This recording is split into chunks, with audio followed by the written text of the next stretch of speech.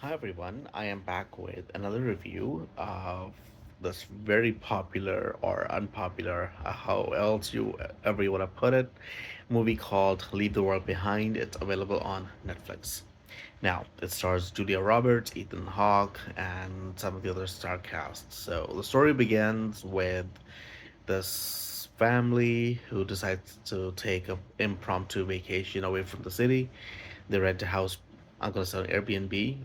Um, it's a beautiful house, and things start to change a little bit.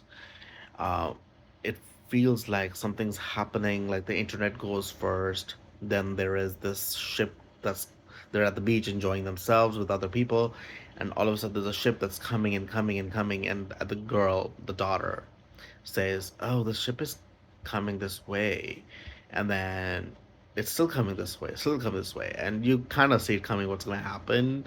Where ship actually comes to the shore, um, doesn't stop. So the they start to do a build up in terms of what's happening in the movie, and unfortunately, it got a lot of hate in the Twitter.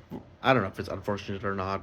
I mean, I do understand the anger, because they're building up to a war that's happening in the country, and and and I understand that the daughter is trying to find a happy place with friends and giving. Um, I mean, the timing couldn't be perfect for that part with Matthew Perry's death. I mean, um, we're all thinking about Friends the last couple months.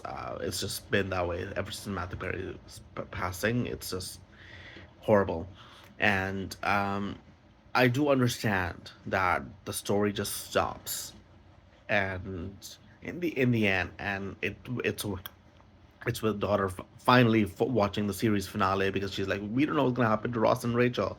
I get that because when the show was on, we were thinking of the exact same thing. I related to that actually, because I was like, I don't know what's gonna happen to Ross and Rachel. I want them to get back together. I want them to get back together. It was the most talked about thing during the Friends show for about, I don't know, 5 6 years of the series. So I do get that part, and I do understand this is their happy place. What I don't understand is you feel like you're fooled. You feel like the movie's building up to this civil war. Apparently, we don't know what's gonna happen. So go find your happy place in the bunker, and and that's it. Like, it was executive produced by the Obamas, and I do not understand how anyone could okay that in a script. So I do understand the frustration there. Um, I do think that every writer director has their own vision, and they want to make the movie surprising. So I knew they wanted to anger the audiences. It feels that way, that they wanted that to happen, because why else would you end the movie that way? It made no sense. Um, but it was just interesting to see how they wanted me to get angry. I didn't get angry. It was a little frustrating to not know what happened, but because unfortunately I had managed my expectations with this one as well, because it was so much talked about how frustrating it was. The end, I saw it coming. I still wanted to watch it because I wanted to see why it was so frustrating, and I understand that. But on the other hand, we do know that civil war is happening in the country, and that's and as an adult, the steps you would take would be different from steps would be taken by a child. So it's, I mean, the acting of everybody was really good. Just saying that. But I do want to say that, it was kind of disappointing to see that it was okayed by the Obamas with such an ending, because as a former president, you owe more to the audiences. I just feel that way. If it was with somebody else, I would have said, Civil War's happening. The girl got her happy place. She's found the series finale, which I did have an issue with. I mean, in today's day and age, if you think the world's gonna end, and you find internet for a few seconds, and if you really want to know what happens to Ross and Rachel, you just have to Google it. Um, I mean, I get it that there was no internet, but it sounded like, uh, there could be. It felt like it was a little forced, to be honest with you. I just don't know how else to put it.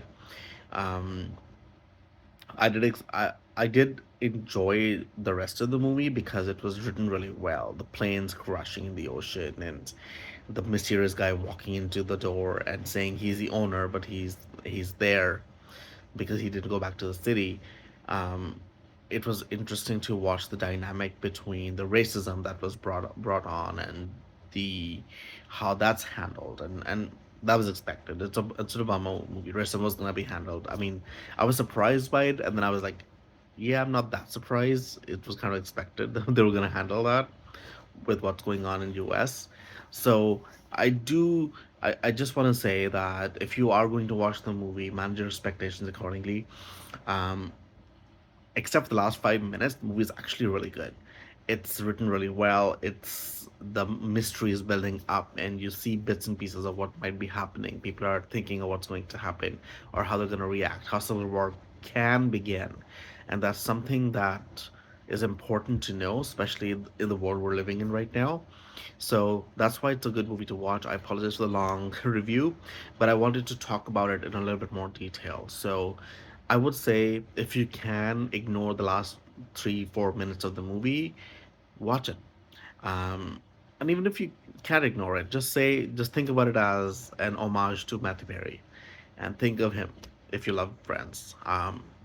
So it's available on Netflix, and I hope you watch the movie and let me know what your thoughts are. Thank you so much for watching.